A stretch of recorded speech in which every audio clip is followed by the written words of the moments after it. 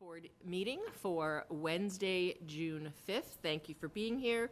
I'm the current Vice Chair, Yolanda Greaves. Our Chair, Rob Scher, has stepped off, so we will have to do a reorg a little bit later, but we are starting at 6:30 with a legal update from our town council, so we will jump right into that, and then we'll go into citizens' participation after that because our town council has a hard stop that we want to meet. So, Lisa? Thank you, Yolanda, and good evening, everybody, and welcome new members here. It's great to see all of you. Hold on one second, Lisa. If we can get more volume on this. Thank you. Try that. Go ahead, Lisa. All right, is this better? One, two, three. Thank you. All right, so it's great to be there. Since I've last met, mostly what I've been working on are actually fewer larger matters, given the kind of the gravity of what we have in front of us. So obviously, town meeting prep was taking place, and we just had a successful town meeting a few weeks ago. And a part of that, which didn't happen at this town meeting, but has been part of a lot of work that we've been doing, is the MBTA zoning. And so I've been working with town staff, and I know there is a subcommittee that's also been working on it, but we've been doing a lot of work on the MBTA zoning and going back and forth with the Attorney General's office to make sure that the work that is being done with the town will be compliant with 40A Section 3A, as well as the EOHLC regulations. And we're pretty fortunate that the Attorney General's office has been willing to review all of these things in advance. So hopefully by the time fall town meeting comes around, you'll have something that will be acceptable to everybody. We've also, as you know, been working very hard on the negotiation and purchase of the Union Street property next to the public safety facility. That has been going on for a number of months, as you're aware. And that will all come to fruition in a week from today, actually. The purchase will occur, and you will own the land as of a week from tomorrow. So that will be wrapping up. Also, we've been working with the planning office and Michael in particular related to the 40B proposal on Main Street and the response to the MHFA. That's the Mass Housing and Finance Authority, as well as the board on that. And one of the other large documents that we've been working on is the WACA agreement, which actually amazingly, and Barbara I see is on, so you guys are going to be talking about this later on.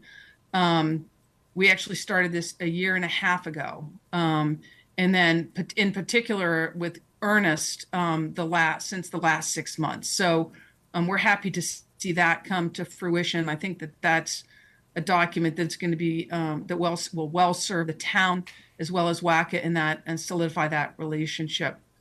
In addition to that, we've been working on resolving the issues at Burnham Circle, which hopefully we're getting close to. Those are the large matters that we've been working on, in addition, of course, to our regular contract reviews and drafting license agreements and other related agreements and closing out the school project and things of that nature. So I'm happy to answer any questions if you'd like, Madam Vice Chair. Any questions on any of that? I have hi Lisa, how are you? I'm good, thank you. I have a question on actually the WACA agreement, because I noticed on the first page of it where we talk about it's like the first whereas paragraph, where we talk about the Comcast renewal for a 10-year term from June 13th, 2014 through June 12th, 2024. I know in April we just approved a new agreement with Comcast. Yep. So I didn't know if those dates needed to be updated, because it would be as amended. We can certainly update that front page because, Brandy, as I indicated, we started this a year ago. Yep. You know, that wasn't a point that raised a lot of contention amongst the parties. So Gotcha. I don't think that, but I don't think that that WACA will have an objection to updating that date, and I can do that on the front page. That's not a problem. Okay, all right. I just saw that and you know, while we have you here, I thought it was a good thing to ask about. So thank you. Yeah, for sure. Yeah, for sure. Okay, anything else? Joe? Good evening, Lisa. I have a quick question about the MBTA zoning, which you're working on. I'm assuming you're working with Peter Oh, yes. with respect to that. What was some of the concerns that you may have had that I missed the last meeting, unfortunately, so I'm not sure if they brought that up during the meeting. Yeah, so Joe, we didn't have any concerns. What we did was when we had a draft that we thought was in really good form, and this was before some of the changes were made right before town meeting, we sent it off to the Attorney General's office for a review to make sure that if it were passed by town meeting and approved by EOHLC, that we didn't have any chance of having it rejected by the Attorney General as part of their regular review of the town bylaws.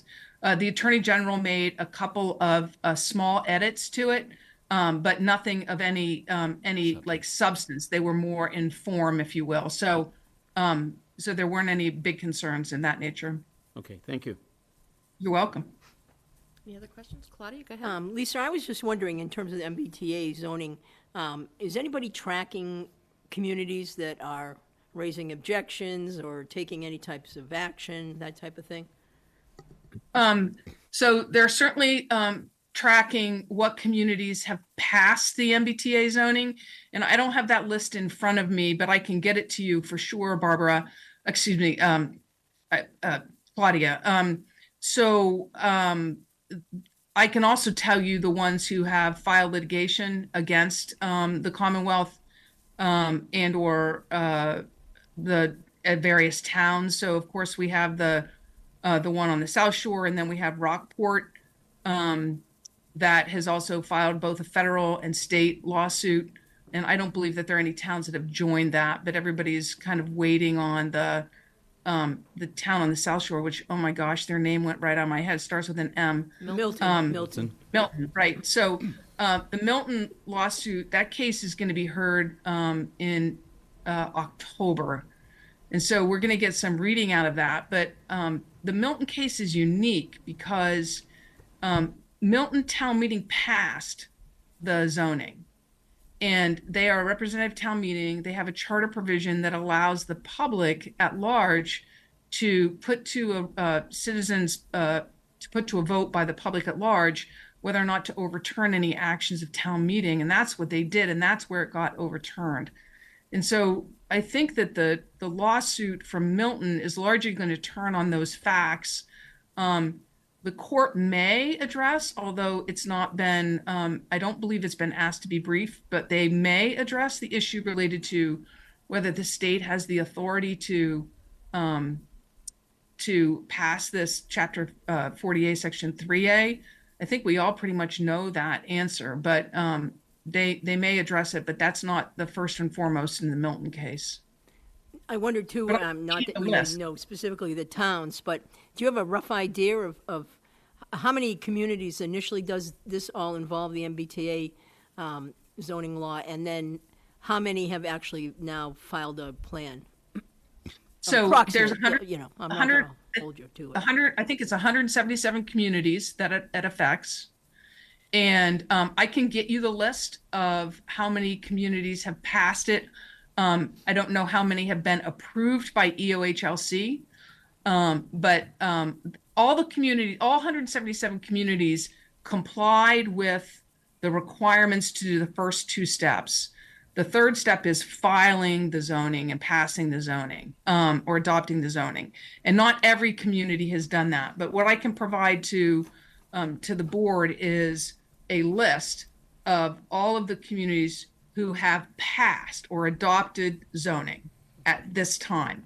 I will tell you there are several communities like Ashland who have not yet put it to town meeting if they're required to have it adopted by the end of 2024 yet, for various reasons, you know, planning purposes. Some want to hear what happens in Milton, and other reasons like that. And then there's some communities that don't have to adopt it until 2025, the small adjacent communities. So but I do know at least one small adjacent community that because I represent them, they adopted it this last year. So there are some small adjacent communities that aren't required to adopt it until 2025.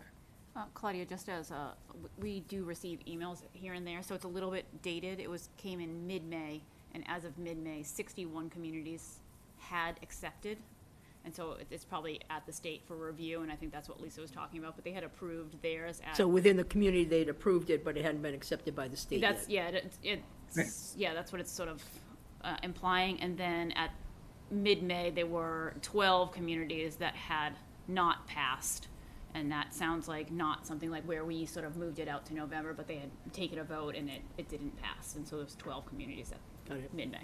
Okay. And I think it's 177 communities in total that it applies to. Right. Right, So, That's correct. 177. thank you. But that number's larger now. I'll get those numbers, Claudia, and send it to you for sure. Thanks. It could be useful to see what other communities have done. Yeah, I was So curious as to we're see where we preparing stand in the ours and pack, right? doing ours, yeah. Yeah. Good, okay. Anything No else, problem. Claudia? No, that's good, thank you very much. Makita, any questions, or? No questions. They could be coming at some point, but. That's good. I do Welcome, have Makita. one additional question ahead, that something that we didn't talk about, which, I know we've been very focused on the 40B on Main Street, but we do know that we have to provide comment letter to Mass Housing at the end of this coming month. So I assume that, I'm sure it's probably going to be on our next agenda, but, because it's not on our agenda tonight, but, I assume that's on your radar as well. Yeah. Yes, absolutely. Okay. And I know that's, Susan was working on getting the feedback form up on the website today. The 40B on East Yep. Union, Okay. perfect, that's good to let Yeah. people Okay. know. and so we've got in the boards and committees, I think I'll have to look at my email, but they have until, I want to say the 10th? Is it? Yeah, I think it's the end of this week. The end of this week, sorry, to get their comments. Good thing is, a lot of the work was done in the first one. Right. So in terms of our arguments and everything, at least our major arguments, I guess, in terms of, the amount of housing and some of the characteristics, the architectural characteristics. So that's been done. So we don't have to reinvent the wheel to a certain extent. I do wonder if at some point, based on the climate about affordable housing, right? If it would behoove us to, offer some kind of alternatives, just some ideas about what we might think it would look like in our community. I don't know, maybe some of that effort is for naught, but, When you say what it might look like, what affordable housing might look like in our community, or? yeah, just, not just visually, but the whole thing. I mean, the design aspect of it? yeah, all of it, Joe. I think that one of the things that I think anyways, is that, first of all, is it truly affordable based on their formulas, right? Right. And then the other thing is, what's the ultimate goal of providing affordable housing? Is it to put people in there forever? Or is it to give them the opportunity to build some kind of equity, in which case one would need to have some kind of ownership, right? Right, and And which you so don't that- get in rental property. That eventually you could be in a position to purchase. I think in our community, we've seen that so many people come into the community, live in the condos. That was their, how they got their foot in. Right. And then chose to live here. So just affordable apartments, I don't know, it just doesn't seem to me to be the way to go if you're really trying to create long-term housing for Well, people. and It's not the I house- think, Go ahead. sorry, Joe, I think that's a full discussion that we need to have, but not only us, but other communities as well. Oh, right? yeah, 'Cause and we're all more than dealing- us, I think it's the whole state, right? yeah. The legislature needs Yep. to be thinking about Right, really what and does truly, affordable really mean? Right. what does really work, Right. I mean, Yeah. all those things, instead of just keep on, throwing something against the wall. And that- I'd make a suggestion too, because, we were talking about having committees come and present to us. I think the Affordable Housing Trust would be a great one to Yeah. bring, and we can Have a have that discussion discussion, as a group, because I think it's a bigger Okay. I mean, bigger pursuant conversation. to what Claudia said, though, I'd be curious to find out if there any data? You gotta turn your mic on, there you The go. mic is on, okay. Now it's on. That's okay. Pursuant to- Hear that for the first month or so. and then I'm on my own. Okay, thank you. But I'm just curious, pursuant to what Claudia just said, I'd be curious to find out if statewide there are any data around or any studies that were conducted around affordable housing and like what happened to people, over time, like, what were those outcomes? And I don't know if that research exists, but I think it might be interesting to find out. So I think this is certainly a discussion for a further agenda item in a further meeting. I think it's something we need to review. If you guys don't mind, Susan sent out a statement. Lisa, if you don't mind, I'm going to quickly read our statement on your evaluation before we let you go. It's not very long. Sure, So- thank you very much. Because it says, and town council, and maybe should that Oh, I have think said- that, yeah, got cut off. Should that have said Yeah, review? Okay. yeah. So very short. So thank you for those who filled it out. Thank you to Rob. Makita, you'll get to do this next year. So this is just a quick summary, and I sat with Lisa and Michael this morning, reviewed the comments that all of us had made. So this is my statement for the public to understand. Town council evaluation by the Ashland Select Board. The Ashland Select Board creates a review of town council's full team and how they work with our staff and boards. Each member rates town council on various aspects of their role and how they work with Ashland. Based on this year's review, the town council was rated with 3s and 4s on most items, with a few 5s. All the board members felt that our town council was very knowledgeable about the laws that guided cities and towns. They are also knowledgeable about those specific issues that Ashland has had to deal with. One select board member wanted town council to be more proactive for certain issues we have dealt with in town. Another wanted town council to be in town more often. In reviewing both items with lead town council Lisa Mead, we discussed that she and her team are always available even if she is not here in Ashland. Also, they can offer advice only when they have been asked for it and when given the board that they have been provided it to, that they decide to use the advice that has been given. Ashland has had a long-standing relationship with Lisa Mead and her team, and based on our combined review, we appreciate it and look forward to continuing our relationship. Her team has been there for many issues and has always been helpful and supportive. So at our next meeting, we will have to do a review of their contract and whether or not we review it. We do that every year. Right. And that's it. Thank you. Thank You're you very much. welcome. Thank you. It's great to see you, and I'll see you next week, Yolanda, to Yep. buy a piece of property. Sounds good. Thank you very All much, right. Lisa. Thank Thanks, care. Lisa. All right, bye-bye. Bye now. Bye. Great. Before you move on, Sure. Madam Vice Chair, quick question with respect to town council. Yeah. A few years ago, a lot of committees and boards were utilizing town council without our knowledge. And at some point, we set up a policy. Is that policy still in effect, or have we gone in abeyance with making sure that people fill out that, there was a form that needed to be filled out, and it came to the, We've actually gotten away from that, Joe. is there a reason why? Because, I don't, Yeah. is it being, What's are that? It's people actually taking something. advantage of it? You mean taking unfair advantage of it? Yes. Yes. I do think that can potentially happen. So one of the things that we've actually talked about is actually reinstituting, Okay. instituting something like that. I think, for the most part, it ends up helping us in the sense that it does lead to some of that proactive type of work that we're expecting out of legal counsel, but we have had a couple of instances where some of the things that really were reviewed by town council really wasn't necessary. They could have been reviewed internally or something. But the time is clicking, Exactly. and it's costing the taxpayers money. I just want to make Costs sure us money. we're keeping, For sure. keeping tabs on that, that's all.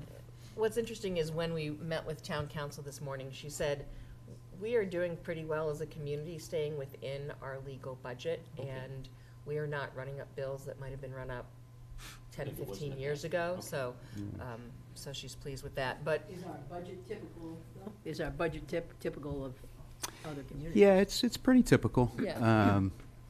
I was kind of surprised. I thought we were going to, especially when we started going through the Eversource stuff, I thought it was going to really kind of creep up. a little bit beyond, you know, what would be a normal, I guess you could say, legal budget for a community our size, but it really didn't. It actually stayed within, and stayed pretty level, I think, over the years. Has the, I'm sorry, Oh. has the MBTA communities law taking up additional, you know, work on Lisa's side? Yeah, I mean, it's certainly taken up. She's been doing a lot of Yeah. work on that. I think, you know, what we're finding after, you know, after years of you know, working with a similar team, is that you know, things ebb and flow, right? And so we might have a legal issue du jour or of the year, you know, the previous year, that might have taken some time, and once that's resolved, you know, you have another one, like MBTA Communities is, well, for all intents and purposes, this year. Okay. So, like I said, you know, the overall level of work seems to be pretty, you know, the same. The other thing, our legal budget also encompasses labor council as well, Right. which is also Which is different heavily, than yeah, town council. than different in town council. And it's cyclical, really, depending upon when we have contracts coming up. You know, we're fortunate now in that we really don't use labor council for contract negotiations anymore. We've kind of gotten away from that practice, and usually only at the end do we bring our labor councils in to kind of bless things and make And sure review, everything's make sure good. Yeah. everything's- Yeah. One of the questions I had was in relation to costs, because we do review, one of the items that we review town council on is cost, but we don't really see a It's lot hard, of yeah. transparency on it. Right. So maybe it would be helpful to review that like a couple times a year. It doesn't have to be like frequent, but just kind of like where we are, where we're spending our money. Yeah, because Diane definitely keeps track of it. When she gets Yeah. the invoices, she breaks it down into different categories and stuff. So, yeah, we definitely have that. Because that would be, I think it would be helpful, because then we can kind of have a better picture of, Well, and we can then Yeah. answer that question a little bit little bit better. more Yeah. thoroughly, I, yeah. I also think, as always, it's always good to look at what our evaluation is and what are the questions that we're asking and make sure we actually can answer them. So I think we can certainly look at that this year before we do it again next year. Okay, very good. Moving into citizens' participation. If there's anyone here or online who'd like to comment, please step forward. All set? Go ahead, name and address, please. Mark Sony, 49 Hawthorne Road, Ashland, Mass. Thank you. I have two things I want to talk about. And first of all, the positive things. I was pleasantly happy that I went to the state Democratic Town Convention for my first time. Nice. I got rides in from Chuck Liss and his wife. I learned what an electronic car is, and we talked back and forth, and I was there for the whole thing. And it was a listening, learning thing to do. Great. My ride home, Miss Makita, Oh, I gave her my life story on the way home, and she was really paying attention and was acutely listened and everything. And we even had to, we were talking with sense of humor, cracking jokes all together. nice. So me and her got to know each other. And a tag on to that, plus the other things going to happen. The tag on to that was, I'm going to ask if she did you look into the diversification question? No, I didn't, Mark. I didn't look into it. Not Okay. yet. I'll bring it up here. And it's nothing bad. Has, in the history of the select board, has there been a diversified, other than Caucasian, board member on this board? Ever? To my knowledge, no. Yeah. That this is but I did not go into deep detail, but to my knowledge, Makita is our first. Yeah. Same here. Just the cursory research I've done so Yeah. far. That's what I've found. Mr. Joe? I have to agree. I don't remember anyone prior Randy?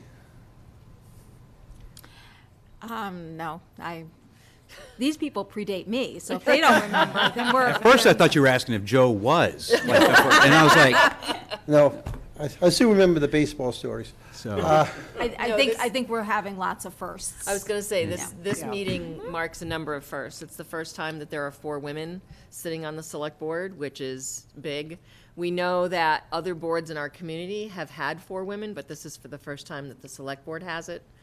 There are other communities within the state that actually have either 4 or 5 women that have sat on their boards. So, but this is certainly groundbreaking for Ashland, which is a nice thing to see, and it's been 12 years in the making. So, And Claudia, you probably would say, I would say that I've heard stories in my, from my in-laws on holidays about families in Ashland and how diversified Ashland has become, and how not diversified it was for many years. And so I would say probably unlikely.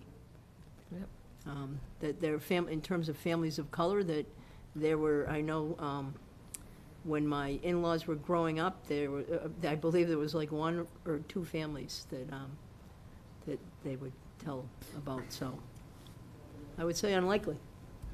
so as I said in Makia's car, I'll say it again, welcome to the board. Thank you, Mark. Now, the mill building project. I know on the agenda, the comment letter is ready. Yep. I've been putting my opinions to the planning board. I gave them a couple of grades one time when they first working on it. I got upset with them and all that. I gave them a low grade B. And then That's this- a low grade, Mark? That's a low Can you grade. do my evaluation they next say year? B isn't Yep. bad. And then when they came back out to redo, to make the official draft, they did everything. They got the data, details, everything that's supposed to have been with zoning people involved. And I gave them an A at the end. Now, with that, my question, how many of the board members are going to be involved with this comment letter and the project as it goes? What's the department? Who are going to be involved? So at this point in time, Mark, so what we did is for our initial comment letter to Mass Housing. So we solicited comments and critiques from different boards and committees in town, and they provided that to us, as well as we solicited comments from the general public, which I think we received over 150, Jen? So 150 of those. So we took all that, we had our own arguments, meaning the select board and I as a team here, had our own arguments as well. And we basically summarized all of that stuff into our comment letter, sent that as basically a full packet of information to Mass Housing that included our comment letter, which was about 12 pages, and all of the boards and committees' comments in their memos, and then also all of the resident comments as well. So, You know what, Michael, thank you for that. Mark, I'm going to ask that, there's a little more detail, but it is a little bit later in our agenda. So if you don't mind, since you're probably going to wait, because we might have some questions and comments as well, that we'll let Michael finish that as we get into it in the agenda, if you don't mind. Okay, one quick PS and then I'll sit. How heavy are the comments are from the zoning board? the comments from the zoning board, not, how heavy are they? Well, how much are they, since they are a big part, you have the forum here. Yeah, mean- not that much, and do you actually, mean that's zoning or okay. planning board, Mark? Zoning, because they should be Okay. working together. Yeah, Okay. Yeah. not that much, which is that's actually okay, given the fact that they're gonna be the adjudicatory body that sits and listens to basically runs the public hearing. Okay, thank you. You're welcome.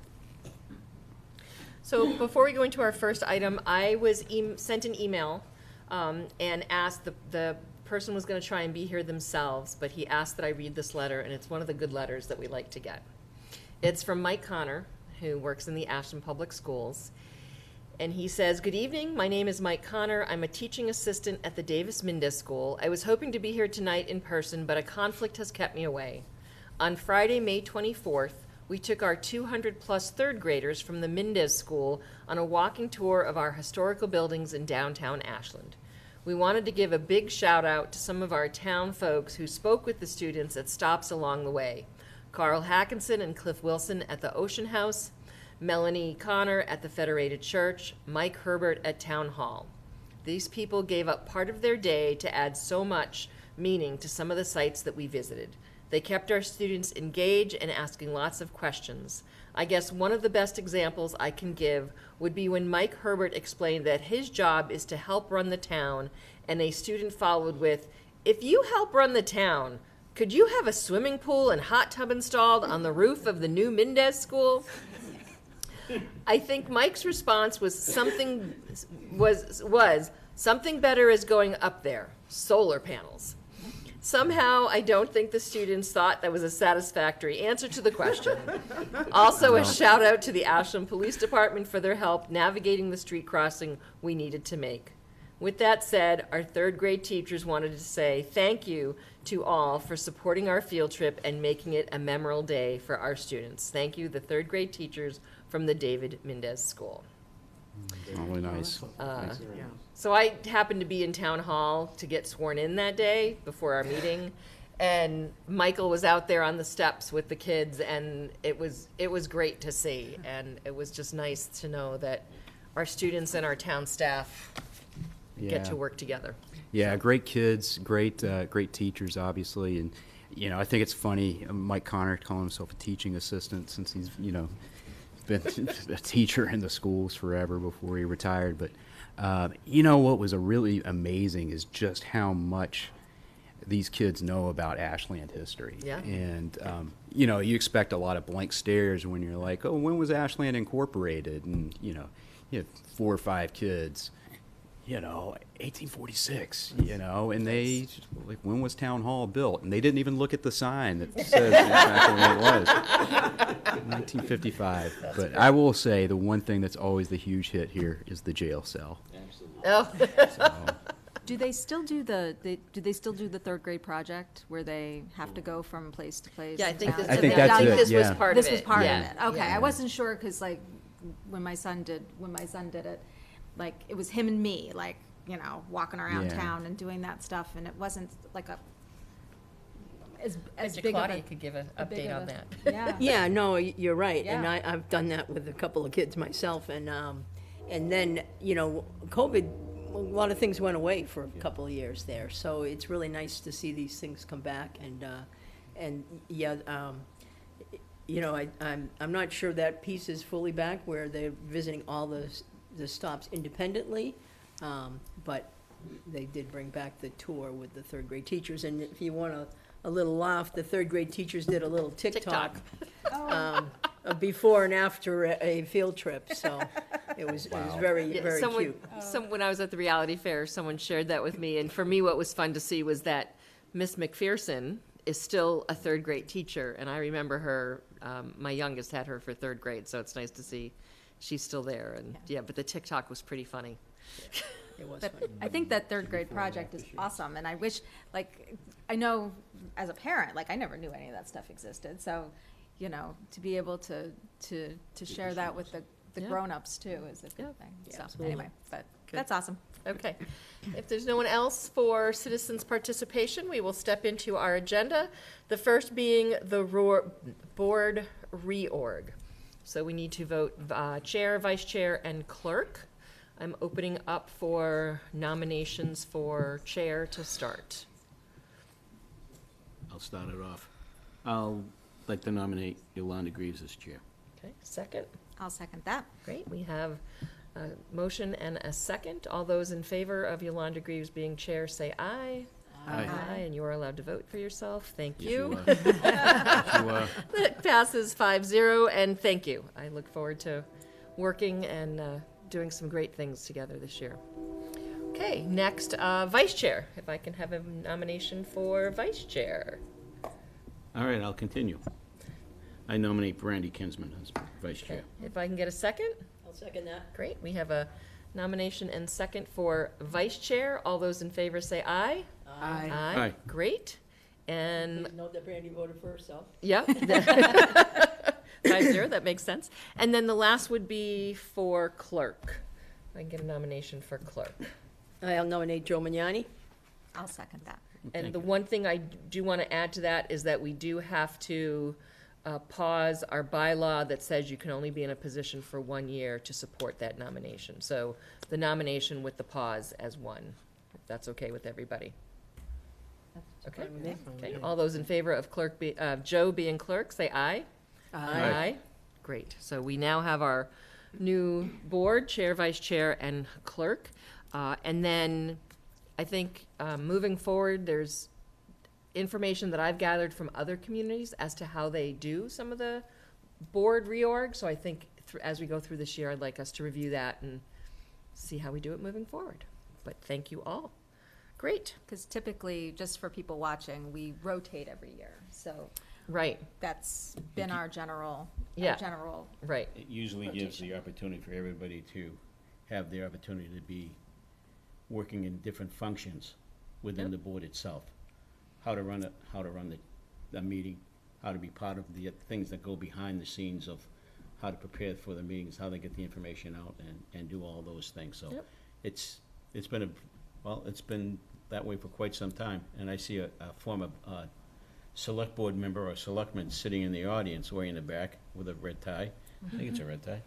And it's been like that for quite some time, and I think that it's worked fairly well. If people want to make a change, I would hope that it's done in a way that it's progressive and not regressive in some way. So that's all I would have to say, because so far, if it's not broke, don't fix it. Okay. That's me anyway. Moving on to our next item, discuss the local elections and results. Obviously, the result, Makita and I are sitting here as select board members. I think the election count was 411 or something. We have 443 total 443, votes, okay. about 3.5% turnout. Yep. Congratulations to Yes. both of you. Thank you. Congratulations to KG Nariano, who won a contested, if you will, a write-in campaign, and congratulations to everybody else. And a special thanks to all the poll workers, led by Cindy Livingstone and her staff. It was a hot day that day, and we all know that gym is not air-conditioned. Yep. So, again, I think, turnout's something that, we always talk about, and we always feel like we can make improvements on, and we'll continue to try to do that. Okay, any other thoughts on the election or results, or just congratulations to everyone who ran and to everyone who got elected? Yeah. And thank you for stepping up to run. Okay, moving on, discuss and vote on the fiscal year 24 year-end transfers. Michael, why don't you take us through that? Sure. So, I was explaining to Makita earlier, as she's been on a hot minute here, on the board, what this actually Thrown is. right in. So, and just, by way of background for everybody that knows, end-of-year transfers used to be done by town meeting. We have to do those at the May town meeting, and I think it was a law in 2017 or 2018 changed that to where you could do end-of-year transfers at the end of the year by vote of the select board and the FinCom and the Finance Committee. So what you've been presented to you in your packet is actually essentially a combined list of really the transfers that would need to be authorized by the select board and the Finance Committee. We also have on here, you will see on here, vote from the reserve fund, which is the Finance Committee reserve fund and only needs a Finance Committee vote, but we included it here for the sake of transparency and just, to make it conclusive. So I think it's pretty straightforward in terms of, the transfers in. We're looking at transferring a total of $761,000, and that covers everything from the snow and ice deficit to salary adjustments that were made throughout the course of the year, salary and other smaller overages that happen. You can see the detail associated with that. Just with some of the salary adjustments, just to kind of give everybody an understanding of how this happens is, so at annual town meeting, we approve a single line item called the salary contingency line item. And over the course of the ensuing fiscal year, as we either settle union contracts or make non-union adjustments based on cost of living or performance or market-based adjustments. We make those adjustments throughout the year, but we don't necessarily make the transfers during the year. What we do is we wait till the end of the year and do them here, like what we're doing now. So try to be as comprehensive yet succinct as I could with that explanation. That makes sense. Any questions on the document that we got? Go ahead, Brandon. So I have a question. At the very bottom, we have a line item that says total estimated turnbacks, and it's approximately $794,000. So that is what is left as sort of like extra cash in the budget at year end. Correct. What happens with that amount? That would fall to free cash. Okay, so that it's- and any additional revenue that we've received over and above our revenue estimates is what constitutes free cash. Okay, and then, so free cash, we had allocated a town meeting. Will this go into next year's free cash? Yeah, so when Okay. we close out this year's books, when free cash is certified in September or October, yes, it will be reflected there. Okay, Correct. yep, So in okay. our, and then we have our policy as to what we do with the free cash that gets certified in the fall. Okay. And the buckets that it goes into. So this will become part of that. Gotcha, okay. I just wanted to just kind of, I just wanted to make sure Yep. we knew what happened. And so just to be clear, these dollars were all part of the current fiscal year budget, and they're just being realigned, really, with the needs of the town. Exactly. Yeah. Any other questions? Joe? Just, I'm rather curious.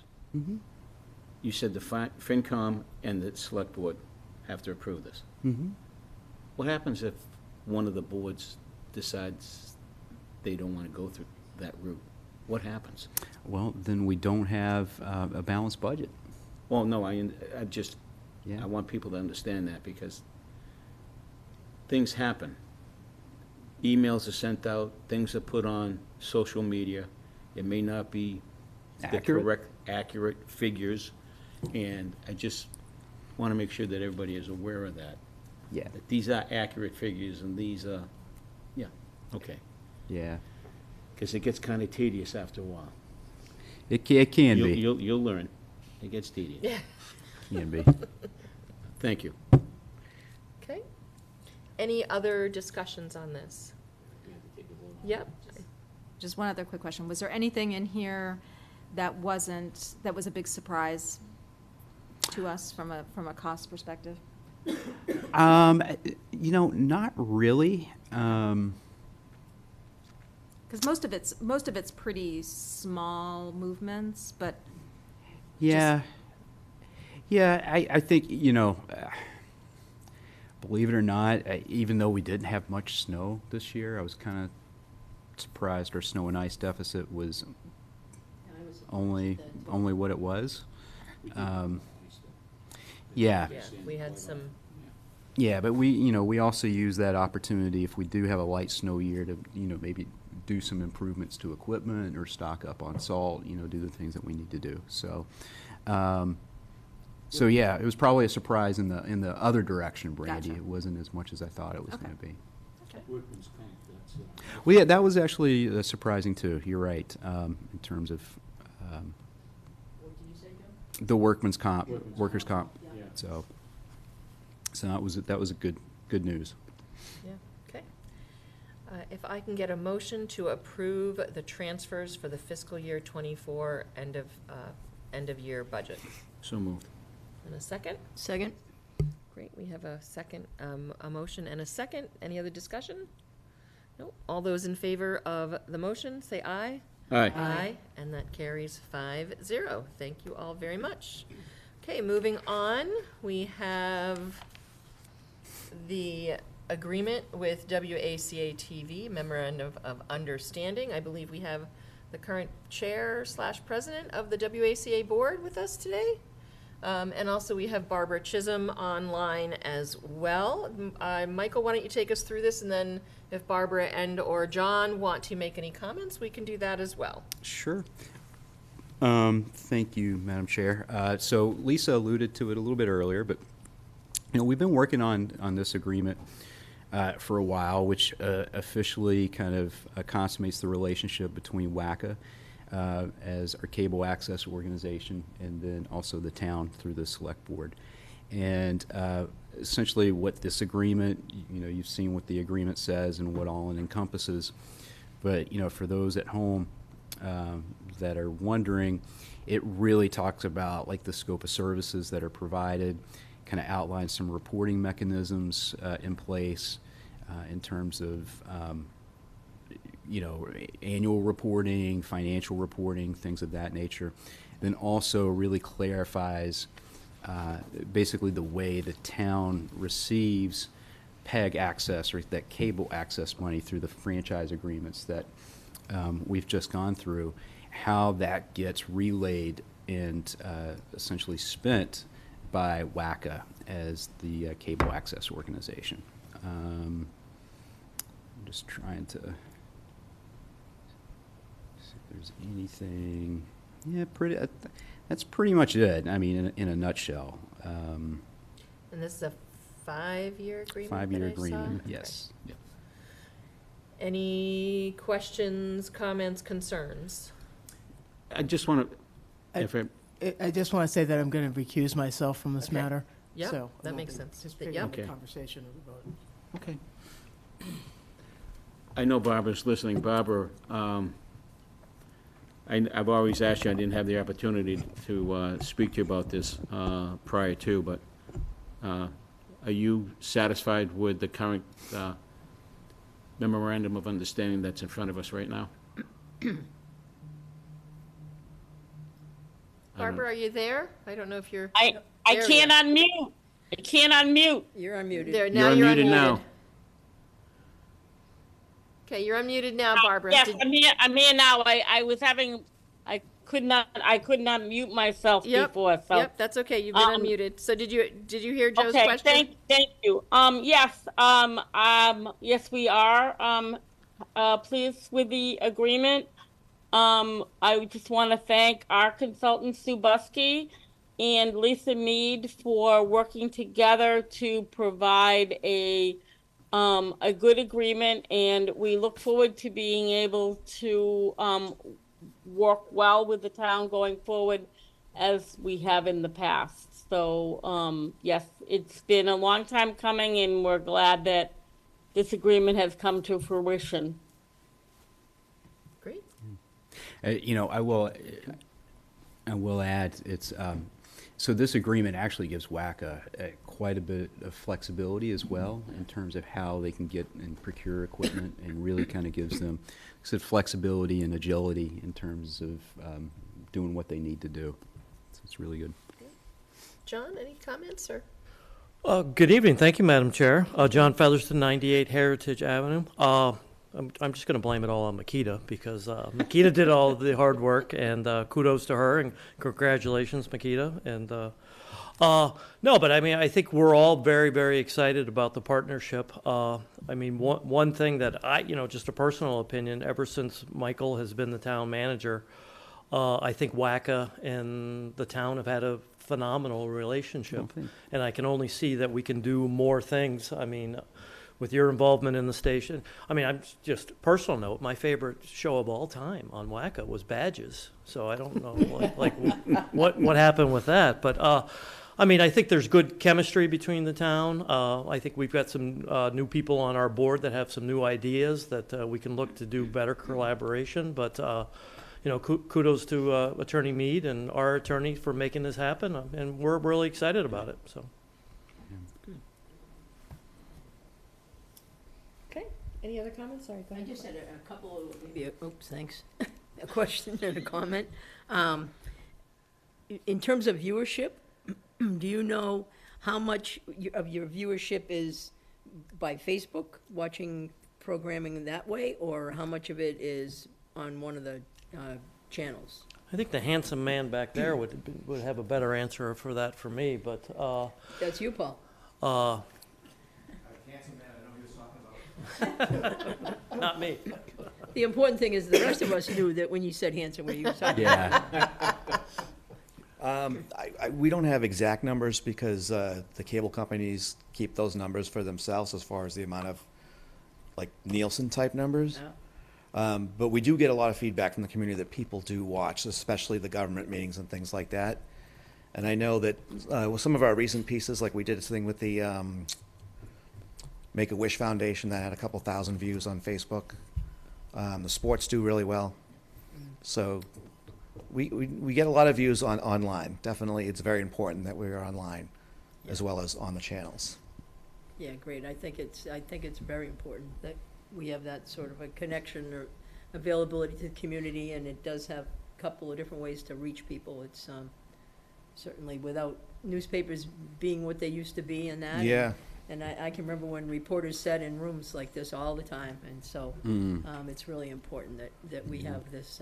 Yeah, I definitely remember we would do, debates, and there'd be 3 newspapers there plus us, and now it's just us. So. Right. So thank you. Right. The other question or comment I have is, would it be financially our responsibility if we wanted to add another room in the community that could do live broadcasts?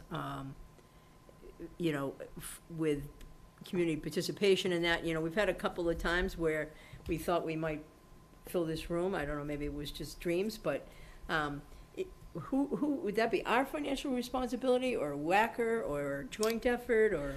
So, it would be WACA's responsibility within the appropriations that's provided to them at town meeting. So, we can't ask them to do, $100,000 worth of work and give them $50,000 worth of a budget. But, to that end, I think there's actually some conversations happening to look at maybe expanding, maybe some, like at the community center, which has a larger room, to look at doing things like that.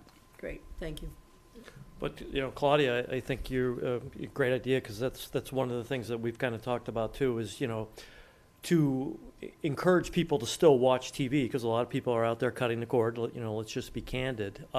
We have to look at avenues like that and involving seniors. Mr. Herbert is the guinea pig, but his new podcast, which I recommend everybody go to the WACA website and see, and that's going to be a focus of us, like to your point. I remember many a times I would pick up the phone the next day and call the Metro West Daily News and go, you got something in quotes here that I didn't say, like what's going on here? But you don't even have that anymore. And the only way people are going to get access to what goes on in their communities is by cable access and by what WACA does. So we have to look outside the box to kind of expand that through social media, through podcasting, but then even doing more live events, like you said, at the community center and stuff like that. So we're really excited about it. One thing, too, might be to make sure that people understand, because people get their television access in so many different ways. If I was a FUBU customer, would I know how to access cable? Could I even access it at that point? Currently, no, but it's something that's definitely right. So I think we're maybe looking at, even publicizing different ways that you can access your programming would be, something to try to push out into the community a little bit. But with the ability to go live now on Twitter or X or whatever you want to call it now, and Paul does a great job with getting it up on Facebook Live and stuff like that. Yep. We're going to have to educate the community as like, okay, maybe you don't watch it on traditional, cable access anymore, Right. but we have 12 different other ways that you can watch it, Right. so. Great. Thank you. Thank you. We look forward to the partnership. Great. Thank Same, likewise, Any John. other Thank you. Go ahead, Brandy. So thank you. This is great. Thank you for all the work that you all have done to make this possible. As Claudia kind of alluded to, WACA is a huge part of our community and is really important to the connection with our residents. So thank you for all that you do. One of the things that I was looking at in the agreement was Section 8 that talks about annual plan and budget. And it says that on or before October 31st, WACA shall provide an annual plan and budget outlining activities and programs for the upcoming fiscal year, which I think is great. And I would kind of put it out to the board and to you guys too. Maybe it would be worth you guys coming after you have put together that plan to us, and we can talk about it together a little bit too, because, you know, it would be great to kind of hear from you what you're planning for the year. So that's just my personal suggestion, but. I know one of the notes that I put was, so if they're doing the report, who is that report going to? And to your point, Brandy, I mean, and there's, I think, a balance, because they sort of have autonomy. So it's good for us to know what they're doing, but they do have some autonomy. So it's not like it's going to come to the board and we're going to take a vote as to what they're doing. But to your point, it would be good to know what they're planning so we can help support it and publicize it and things like that. Right. Yeah. Yep. So. Yep. That'd be great. Okay. Thank you, guys. Okay, if I can get a motion to vote and sign the memorandum of understanding between Ashland Cable Access Corporation, WACA-TV, and the town of Ashland. So moved. And second. Okay. Okay, all those in favor say aye. Aye. Aye. And nay, and abstain. So Makita, so 401. 401, Yeah, right. Makita's abstaining. Wonderful. Thank you all, and thank you, Michael and staff, Oh, and you're for welcome. working, and thank you, Barbara, for working to get this done. Appreciate that. Okay, Thank you all. Yep. thank you. Okay, moving on, discuss our summer meeting schedule. So in looking at the calendar, our next meeting, which was scheduled for Juneteenth, obviously we are not meeting on that Wednesday now that it's a holiday. So I don't think we put anything in the packet with dates. The last. So, I had recommended, we were gonna check if the school committee is meeting on Wednesdays in this space. And they are, right, but they're not meeting on the 26th, right? Do you remember? Or Sue, somebody check that? So, did you check if they're meeting Yeah. on the 26th, the school committee? You're muted still. Sorry, the school committee is not meeting. Their last meeting for the summer is on the 12th. Okay, so I would like to recommend that we do our second meeting on June 26th, if that works for people. Sure. And then, in looking at July, our first meeting should be the 3rd, but hopefully people are on vacation, so I don't recommend we meet then. So we were thinking the 17th, and potentially meet once in July, and/or do a meeting that would be a potential board retreat on a Wednesday evening. 17th is the Wednesday, right? The 17th is our regular scheduled Scheduled meeting, meeting, so I okay. think we should Yep. keep that. Same time, 7 o'clock, or do you yeah. want to do it? Okay. And were you thinking about, like, the retreat? I don't recall exactly, but I thought we were thinking the first meeting in August we would do the So retreat? then we were thinking for our first meeting in August, which would be August 7th, would be more of a retreat. So it would still be our regular meeting time. We would still do it here, obviously available to the public, but more of a discussion. So Michael would give us an update on the project, similar to what he did last year, and then other items that we thought we would want to talk about. Okay. I know this is really challenging, but I'd like to suggest that we try to have some kind of a joint meeting with at least the planning board, and, you know, almost either as part of our retreat meeting, maybe we have to extend it by an hour or so. And what would be the purpose of meeting?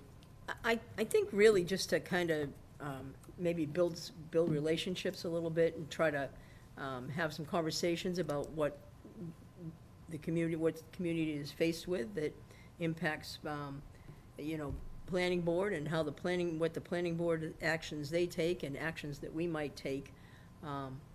And I just think that would be helpful to have just a conversation about some of the challenges that. Is this with future projects that are coming down the road? Yeah, I mean, Potentially? yeah, Yeah. you know, it could be certainly, when you say future, you mean. 1060 or Yeah, yes, I The think the Waverly we Street could have some project. conversations about all those things, and I think trying to meet with them is a great idea. I would recommend we not do it during our retreat meeting, only because I think, you know, as a new board, brand new member, you've been on for a year, I think it would be good for the 5 of us to sit and chat and work with Michael and Jen and review some things, but I certainly can reach out to the planning board to see, and maybe you and I can chat a little bit more about what you envision that meeting being, in regards to having a joint meeting with planning. Any other thoughts? I'm sorry, could you just, so the 17th? Yep, July July 17th, which was on 17th. which should have been Which on is- your agenda. Okay. It's the third Wednesday. And then the board, what date are you proposing the board? August 7th. August 7th, Which is okay. the first meeting in August. Okay, great. so they're both kind of They're fall both into our- already on our calendar, and then we would have our regular second meeting in in August, on 21st. the 21st. And at that meeting, we would do our reappointments, for boards and committees, and any other items that may need to be voted and discussed before the end of the summer. So really, the only difference is that we have only one meeting scheduled for July. July. Correct. Okay. And then if people are interested in the planning board meeting, that could be a second meeting in July potentially, depending on what their schedule is and what they're working on. The thing is, I would say, we're gonna be probably reconnecting on MBTA communities with them. Yeah. So maybe we wait Tie into until that. we have like that more solid That's a good and kind idea. of tie it all together, so makes it's one, sense. but, you know. Plus, we'll have some updates from the comprehensive plan after we have our 2 working meetings for the comprehensive plan that'll be in June and July. It's gonna be September when we do a joint meeting. No, I'm not saying, Oh. I'm not saying Oh, joint oh, about, oh. just as an update from Oh, comp okay. plan, I right? thought If you we- meant, like, After our yeah. June and July meeting, not the whole comprehensive plan, but just update the boards, so. But, yeah. Because there actually will be another joint meeting that happens to do the phase 2 presentation to both boards. Right, but that's so focused on the comp I plan. was Right, gonna right, right. say, I I said feel like that- some of that's not- those, right, meetings that are gonna Are come up very are specific. very focused, Yeah. and they don't have the flavor that a retreat has, Right. in terms of more of an open discussion, so. Okay, so you're looking for more of a retreat feel with the planning board. Are people open to a because, for 10 people, I don't know, a Saturday morning, or? I think it's gonna be really tough in the summer. Yeah. I think it's gonna be really tough to try to get everybody's schedules. Because Well- the one thing about like having it on having a retreat either on our regularly scheduled board Meeting. date or like theirs is at least half of the people are already committed. Right. So, Yeah. you know. So let's do this. I will reach out to Tricia Kendall. Yeah, I did As- mention it to her Mhm. recently. And why don't we do this? If you know you have vacations planned or you're going to be away, get me that schedule. Like, I know I'm not available the first weekend in August. And I know, Makita, you had mentioned that you have some work travel and stuff. So get me your schedules for June through August. I will touch base with Tricia. And Claudia, you and I can chat so I can get a little better feel as to what you'd like to accomplish, and I can present that to Trish and see what she says. Make sense? Okay. But otherwise, we will be meeting on June 26th, July 17th, August 7th, and August 21st, unless, of course, something comes up and we need to have an extra meeting. But does that sound good to you, Michael? 4 meetings in the summer? Yeah. Okay. Perfect. Good. Okay, so that's our schedule. Good. Okay. The next is discuss and vote on the process for annual appointment to boards and committees, members expiring August 31st. I don't know that we need to take a vote tonight, but I'd certainly like to have a discussion. And I don't usually do this, but I'm gonna start, so just to help Makita and Claudia. This is a process that we've been trying to tweak and update for many years. We go so far and think, okay, this is how we're gonna do it, and then we pull ourselves back because we can't come to a decision, or we're sitting here in June trying to make changes when we need to make a decision. So typically the last, I don't know, probably since I've been sitting here, it used to be we would do these reappointments in June. And then it said, well, that doesn't make sense, because if we have new board members coming on, you're probably not even completely familiar with all the boards that we appoint. You're probably not completely familiar with all the people that are on those boards. And Susan did do a nice job of putting in our packet the list of people who are up for reappointment at the end of August. So we've talked about term limits for people on these boards. We've talked about having people who are up for reappointment, applying to be reappointed. And again, we've never made those changes. And again, because we're here in June, I don't know that this is the time to make those changes, but I'd like us to look at it for the future. Yeah, for the following year.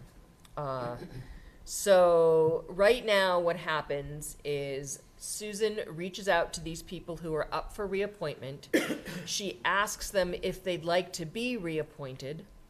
And if they say yes, then she puts the list together. And at our last meeting in August, we say, okay, we're going to reappoint these people. That's where it's at now. Does anyone have any appetite to make any changes for this year? I think it's really tough for this year. So, I mean, we've had this conversation. It's like Groundhog Day, but you know, looking at some of these, I don't know. I think because we always try to encourage new people to get involved in these boards and committees, and it's really hard when people have served in a certain capacity for a gazillion years, which sometimes happens. Yep. Sometimes people have a lot of technical knowledge, so something like Conservation Commission, people will serve a while, but it takes some time to kind of understand what the regulations and the laws and what they're tasked to do. So you have some institutional knowledge there, but I do feel like my personal suggestion, because I feel like having people apply is kind of tough, but I do think that these boards should discuss people that are on their boards and make a recommendation to us as well. Like, you know, because there's 4 positions in conservation, you know, the Conservation Commission should meet and discuss it, I think. My personal perspective is that they should say, yes, we want these people to serve again, or we don't want them to serve again. Which is not something we've done in the past. No. In the past, it has just been Susan reaching out to the people to see if they would like to be reappointed. So, but I was trying to think of a way to kind of have a bigger discussion about whether people should sign on for another 3 years. And if they should be reappointed. Right. Yeah. Well, I mean, there's another factor, I think, as well. You know, you look at some of the boards here, you see these vacancies. And I'm just curious, like, you know, what, doing the board appointments and such, like, you know, we want to make sure that these slots are filled as well. You know, what's currently in place right now with these boards, and how are they active? Do they actively try to fill these vacancies, or is that something? Yeah, so we part of this process. We actively recruit. So if we have vacancies, it's on the website. Yep. And we talk about them here at our meeting. Yes. And what happens is, if you are interested in a vacancy, you fill out a talent bank form. Yep. Susan replies to the talent bank form, and if they have a number of committees listed, she will send that person's information to the chair of each of the committees that they're interested in, and they are required and requested to go to a couple of meetings of that board or committee. So let's say someone is interested in open space. Right. And so they'll go to that meeting, and then the chair or the current members of that committee respond to us saying, this person has been to our meeting, so we recommend that the board appoint this person.